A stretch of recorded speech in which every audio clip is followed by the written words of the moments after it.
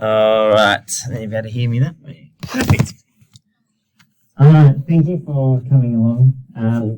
I am going to get the mic on again. I'm recording it just from the speaker, so we've had lots of people view the last two videos, which have been really, really helpful, which has been really good. Tonight is about decodable books, so some of the students will start to have books being sent home.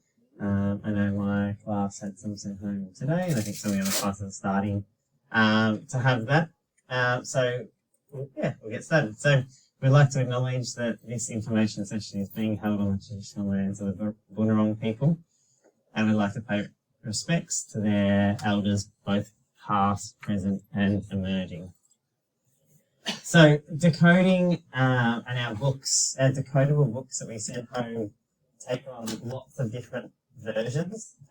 So at the moment, many of the kids, or a lot of the kids, will have the stage 1 books that will start to come home. Now, these books are all stuff that we have access to in the classroom, and we'll use, and we've just been modelling in the classroom. Some students may have already been taking home books for a couple of weeks or have access to other stages and beyond, and that's fine. That's based on sound knowledge, but at the moment, a lot of kids will be having these ones. Now, you might hear about Pip and Tim at home, and that is some of the characters from our book that continue all the way through to end of grade 1, or the stage 7.5. So we get to learn a lot about Pip and Tim.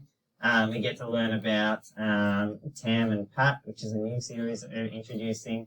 There's some whiz kids, which are around some different characters, some unusual characters. Vog is one of the characters in stage 2. Didn't even know that was a name. Some Little Learners Big World stuff is around some non-fiction information stuff, as well as there's lots of different books. And I tried to get some examples, but I lost a couple here.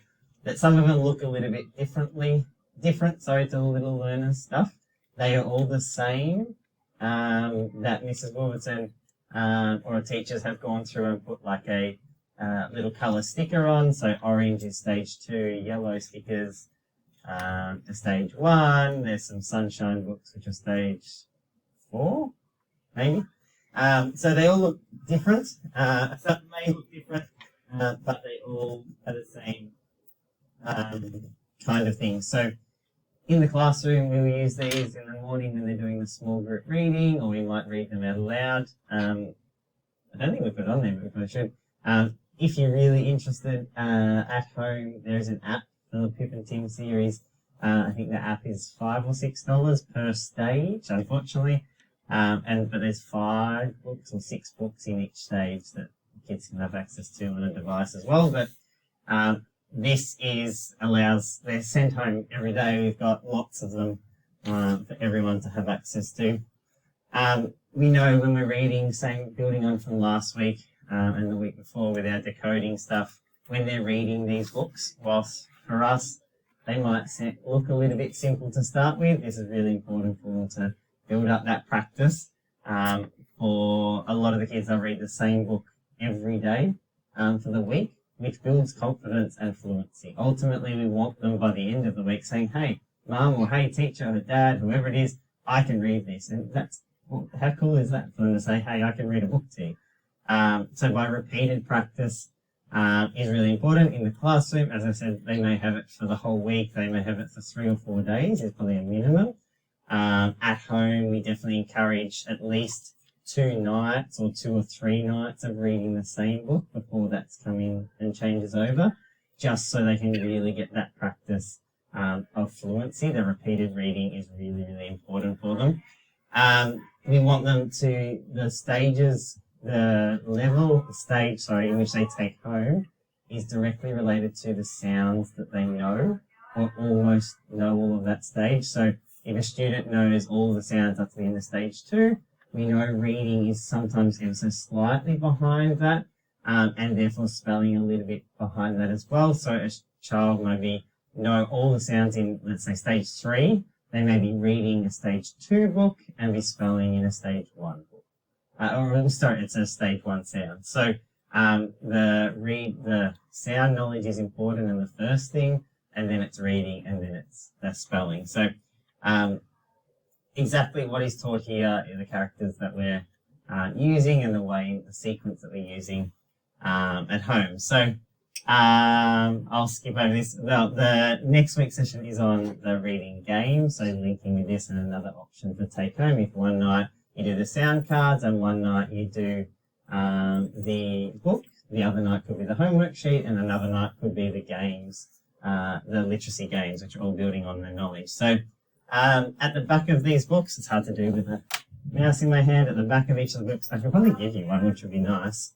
It'd be easy, wouldn't it? It's like, well, if you want to have a quick look at them whilst hang on, no, that one's not going to I'll give you one that actually has a good example in it. Let me get that one, I'll get one more for you. There's a couple. Do you want me to come back? Yeah, I'll catch you in 10 minutes or so. Yeah, 10 minutes. Okay? Do you want to come over? Yeah, I'll come just with give you. you a read. Yeah, of course. So in the back of the book, if you go to the back of the book here, or almost to the back,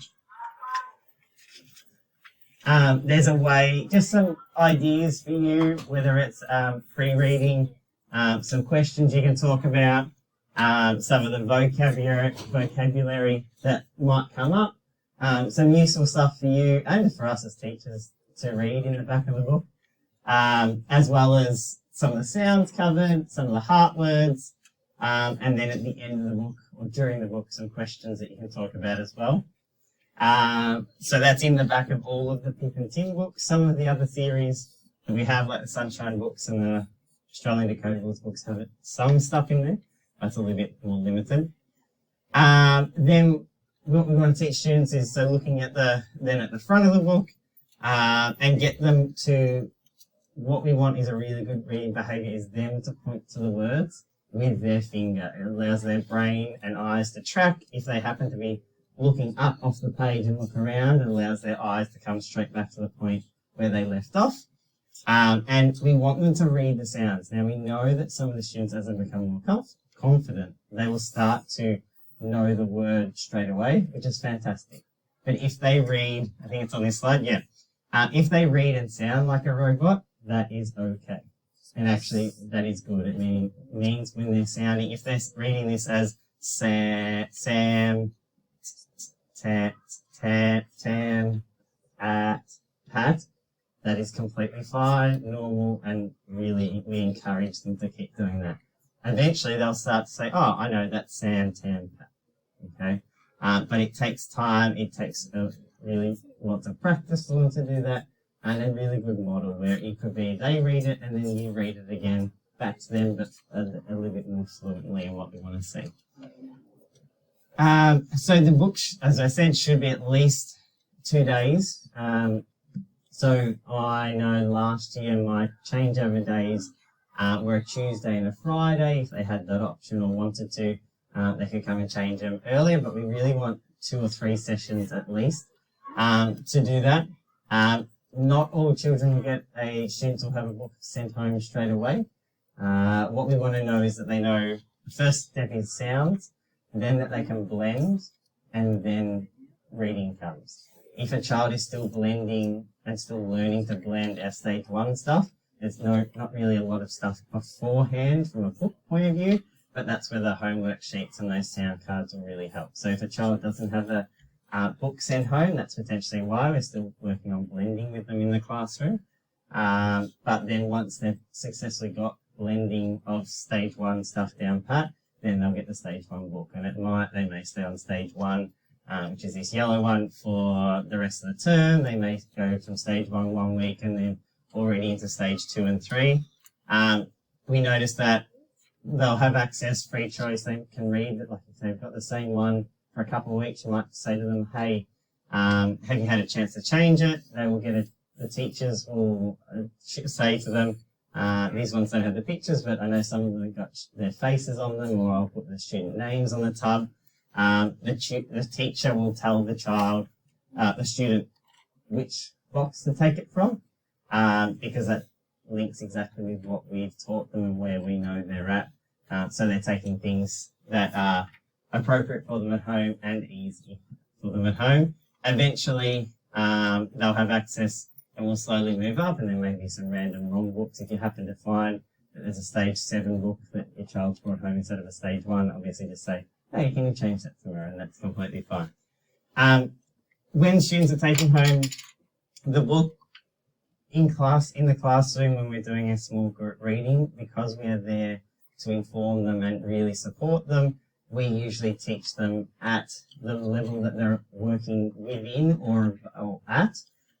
Whereas the take-home book, as I said, I want it to be really easy for them and successful and fun. So we're going to send home something that's probably easier. So you may say, hey, they know all these words and they know how to read it. That's great. So in the classroom, we are always teaching at where the little bit of struggle is, but we want home reading to be fun, enjoyable, easy for them, because otherwise what we develop is bad behaviours that they go home, they don't want to read at home, and then we've got years of schooling left that we no longer want to do reading at home. We want reading at home right now to be fun, easy, enjoyable, and they can do it. So these will stay in their reader pouches along with the sound cards, and I know some classes got the sound cards for stage 2 sent home today, so there's now a new set of sound cards that they can play with. They can do that one night, a book one night, the home reading sheet one night, if you want to, and it's really good practice for them to do that. But yeah, if you've got any questions, has anyone got any other questions? Otherwise, we can float, 3 of us can float around to chat. Feel free to have a practice of reading and looking through the books. I'm not sure exactly what all of the kids are at, but if you know, have a shot with that. Otherwise, yeah, I'm happy to answer and float.